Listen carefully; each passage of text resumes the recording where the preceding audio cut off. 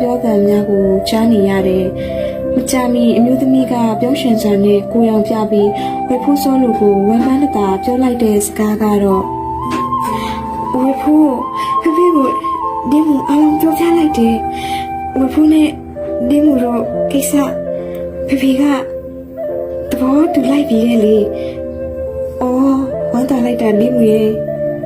ဝေဖိုးစောလူတယောက်အဲ့လိုပြောပြီးနောက်မှာထူးဆန်းတဲ့စကားသံကိုကြားလိုက်ရတဲ့အတွက်နားဆင်းလိုက်မိတယ်။ဖုံးမရဲ့ဧည့်သည်ကိုအိမ်ပေါ်ခေါ်လိုက်ပါလား။ဖုံးမလည်းအချိန်တန်အရွယ်ရောက်ပြီပဲ။ပပထူထူဘာမှပြောနေစရာမလိုပါဘူး။ဖုံးသဘောတိုင်းပါပဲ။ဝေဖိုးပပခေါ်နေပြီလေ။လာအိမ်ပေါ်တက်ရအောင်။အမျိုးသမီးကပြောဆူဆူနဲ့ဝေဖိုးစောလိုမျက်စိရှိမှတက်ကိုင်းငယ်တစ်ခုကိုဝေးရလိုက်ပြီးဝေဖိုးစောလိုကအိမ်တိုင်းတိုင်းချေရင်းမှထိုင်နေရသားလေးဖြစ်နေတယ်။အော်